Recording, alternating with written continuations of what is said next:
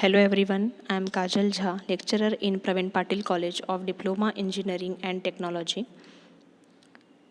Unit 3 Basics of Microprocessor and 8051 Microcontroller of the subject Digital Electronics and Microcontroller Application. Subject code is 22421.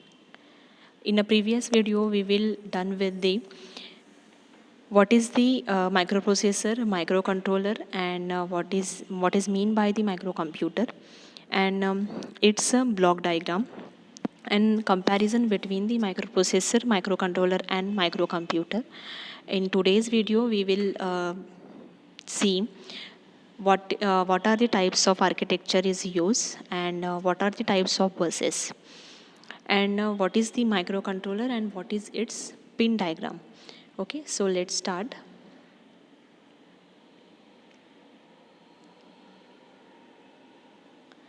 Types of buses.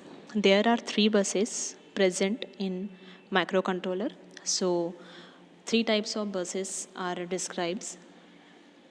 So first is address bus, second is data bus, and third is control bus. Address bus is nothing but it is a unidirectional address bus transmits the address signals generated by the microprocessor for a memory device and input output port or IO port. Okay, then data bus is nothing but it is the bidirectional data bus. Data bus is bidirectional, which is used to write a data either from the microprocessor to memory and input output, or read the data from memory and input output to microprocessor. And last one is the control bus. Control bus is nothing but it is used to transmit the control signals such as a read signal, then write signal, and interrupt control signals. Okay, in short, address bus provides the address. Okay, address bus provides the address signal which is generated by the microprocessor for any memory devices and input output ports. Okay, then data bus is nothing but it is generally bidirectional, means it we can means from that data is write on the memory. Okay, or write on the memory and input output port, and we can read the data from the memory or input output port.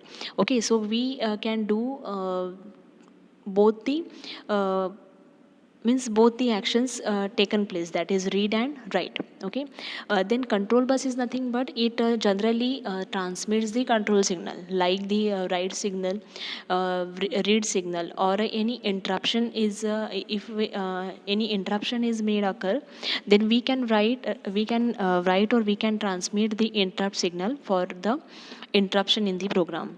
Okay, so these three types of buses are used in the microprocessor or a microcontroller. Okay, then next is the types of architectures. Okay, here two types of architecture is used.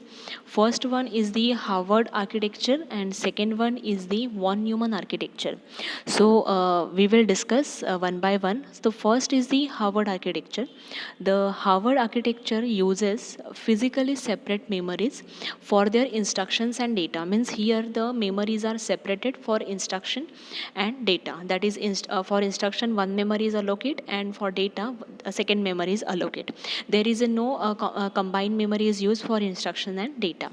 Okay, then second is requires a separate and dedicated buses for a memories or for a instruction and the data. Okay, here also here the buses are also separate and dedicated. Then next is its design is complicated. Okay, this architecture is complicated in nature. Then instructions and data can be fetched simultaneously as there is separate buses for instruction and data, which increasing the operation bandwidth. Okay, so processor can complete an instruction in a one cycle if appropriate pipelining strategies are implemented. Then in the first stage of pipeline, the instruction to be executed can be taken from the program memory. In a second stage of pipeline, data is taken from the data memory using the decoded instructions or address.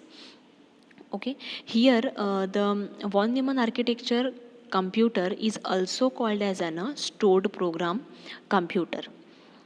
Sorry, we will discuss the Harvard architecture. So, Harvard architecture, in a Harvard architecture, there is three basic things. That is, first is the program memory, second is the CPU, and third one is the data memory. Here, separate program and separate data memory is present. There is a no combined program and data. There is a no combined memory for program and data. Here we use the separate memory, that is program memory is separate, okay, for only programs, and the data memory is separate for only data, for only storing the data. So hence the program and data memory can be fetched simultaneously from a separate memories. There is a no combined memory is used for data and program. Then that's why the different program and data bus widths or sizes in the term of the bits are possible. Then the Harvard architecture mark I relay based computer which stores the instructions on a punch card which is 24 bits wide, and data is a electromechanical counters which is 23 digits wide. So these machines had a limited data storage entirely contained within the data processing unit and provided no access to the instruction storage as a data storage.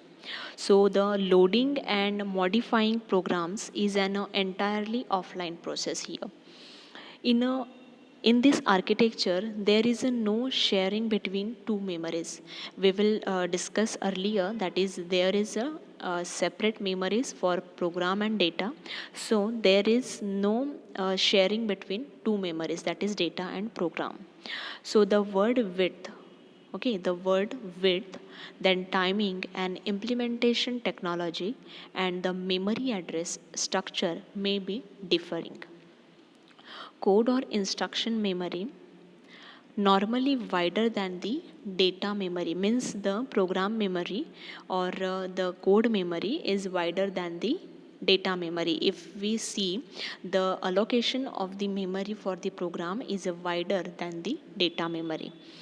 In some systems, instructions can be stored in a read only memory, that is nothing but the ROM memory, while data memory is generally stored in read write memory, that is nothing but the random access memory, that is RAM.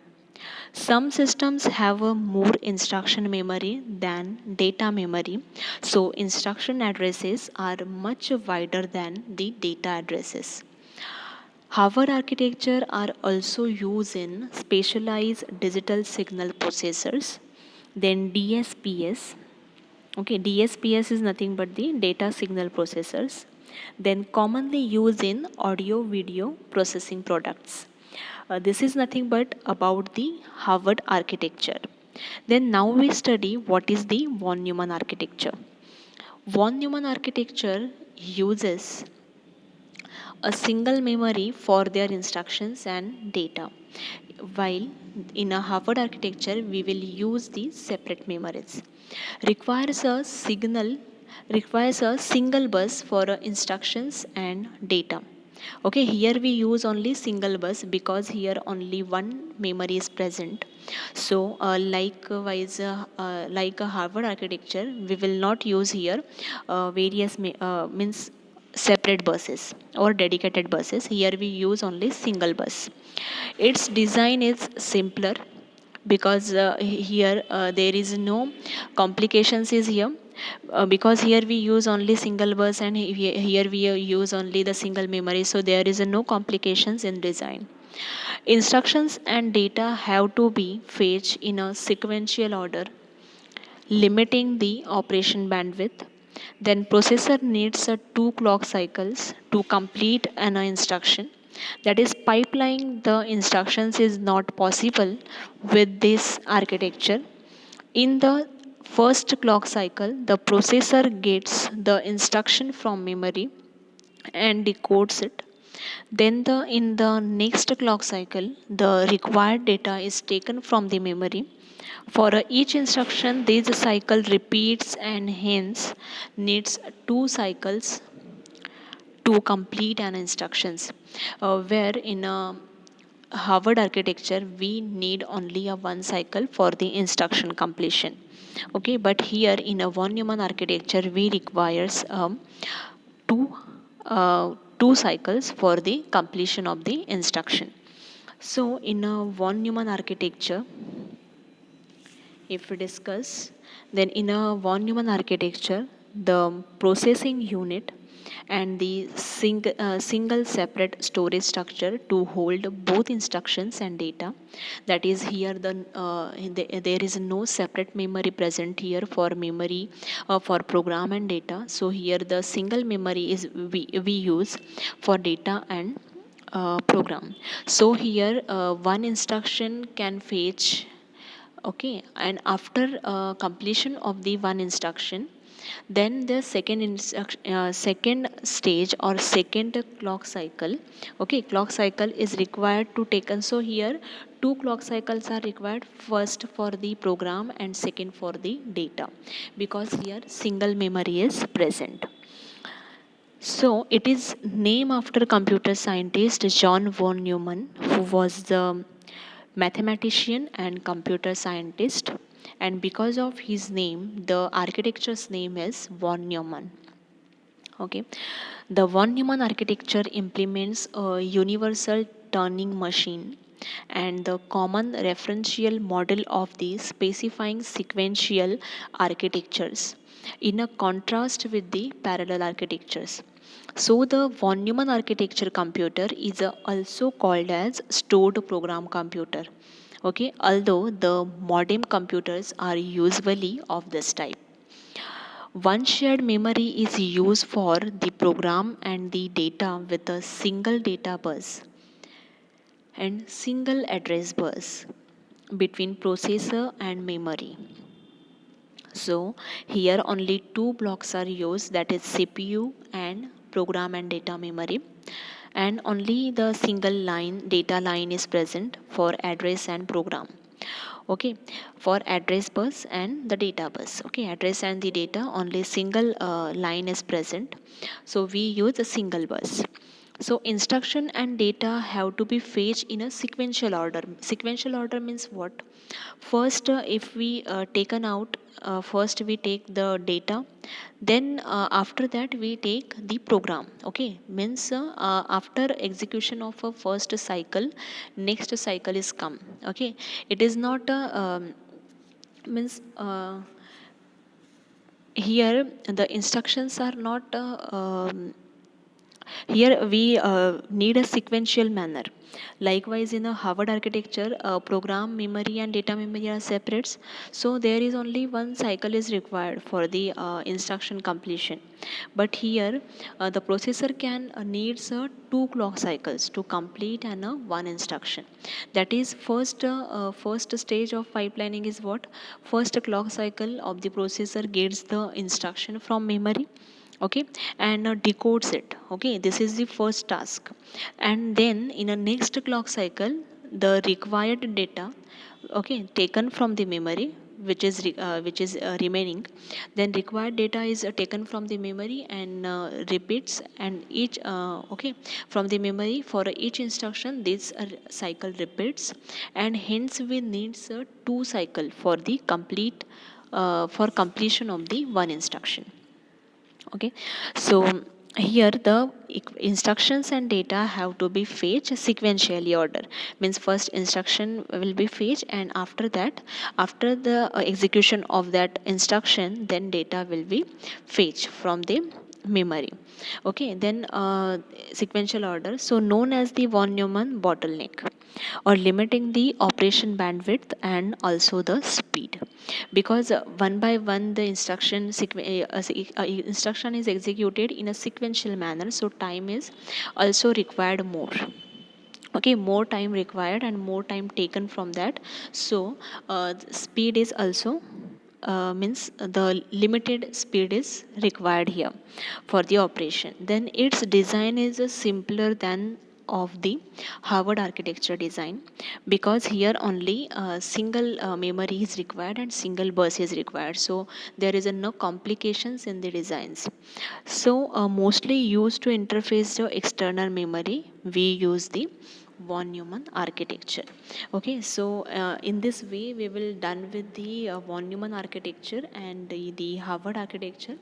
If I go through for the that is the difference between the Harvard architecture and von Neumann architecture in a short way or in a simple way. That is, Harvard architecture requires it uses the separate data memories and program memory. Okay, there is a separate memory for instruction and data, but in a von Neumann architecture there is a no separate memory is present. In a Harvard architecture, it requires a separate and dedicated buses for the for instructions and data, but in a von Neumann architecture only single bus is present for the instruction and data. In a Harvard architecture, its design is complicated, but for a von Neumann architecture, its design is very simpler. Then instruction and data can be fetched simultaneously, okay, as their separate buses and separate memories are allocated. But in a von Neumann architecture, instructions and data can be fetched sequentially, because only a single data bus is used and single memory is allocated. Processor can complete an instruction in a one cycle in a for a Harvard architecture, but the in a von Neumann architecture, the processor needs two clock cycles for completion of the one instruction. Okay, so in that way, this is the comparison of the Harvard architecture and von Neumann architecture. Okay, in now we go for 8051 microcontroller. That is Intel Corporation and had developed the first 8-bit microcontroller 8051 IC in 1981, so, and was called as a system on a chip. Okay, because there is whichever we use in the microprocessor, which components or which devices we use in the which devices we use in the microprocessor, all are externally connected, but in a microcontroller these all things uh, are means inbuilt in a single chip, so it is also called as system on chip, because it had 128 bytes of RAM, then 4 kilobytes of ROM, two timers are present, then one serial port, then interrupt systems and power reduction mode, that is ideal mode and power down mode, and four ports on a single chip. So 8051 is a most revolutionary set of microcontrollers. Okay, it is a most popular, that is 8051 is a most popular and usable. The 8052 microcontrollers has a 256 bytes of RAM, then here the three timers are present. Then programs written for a 8051 microcontroller can be used for the 8052. Okay, so some different types of memory used in the 8051 family are internal RAM, then special function register, that is SFR, then program memory and the external data memory. Okay, here the some features of the 8051 is 8-bit data bus and 8-bit ALU. ALU is nothing but the arithmetic and logic unit, which performs the arithmetic operations like addition, subtraction, division and multiplication, and some logical operation like ANDing, ORing, XORing. Okay, then 16-bit address bus, that is the 64 KB of RAM and ROM we use here. On-chip RAM, so 128 or 256 bytes of the data memory. Then on-chip ROM, that is 4 KB kilobytes program memory. Then four 8-bit bidirectional input output ports, programmable serial ports, that is UART. Okay, that is a serial port name is UART. Then two multi-mode 16-bit timers are used, that is 5 interrupt sources and 2-level program memory lock EPROM. Then quick pulse EPROM programming, two level interrupt priorities, then power saving mode like ideal mode and power down mode. Then all modern versions are CMOS, then TTL, like that. Then E square prom. Okay. Then the original 8051 core run at 12 clock cycles per machine cycle, with some instructions executing in a one or two machine cycles with a 12 megahertz clock frequency. This is nothing but the crystal frequency. The 8051 achieve a 1 MIPS, that is one cycle instruction for a one cycle instruction.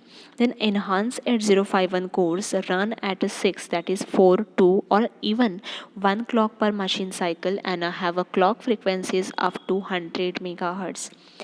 Then higher speed single cycle 8051 cores, that is less than 150 megahertz, are available for use in a FPGA package, okay, of a ASIC, that is SIIC, ASICs. Then bit level Boolean logic operations can be carried out directly and efficiently on internal registers and RAM, specially valued in industrial controlled applications. Four separate register sets used here, and which can be used to greatly reduce interrupt latency faster than storing the interrupt contents on the stack.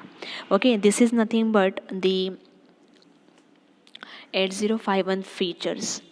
Okay, so it is the advantage of this, that when the program is written, you can be use it for any version of the 8051 of any manufacturer.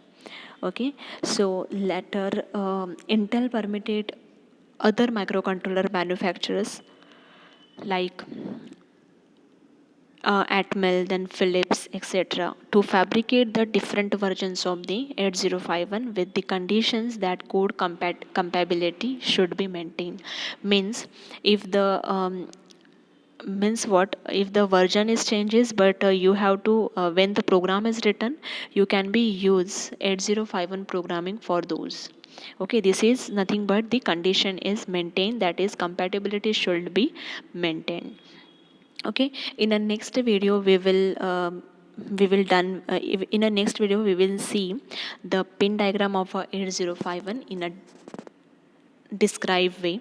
So thank you for that.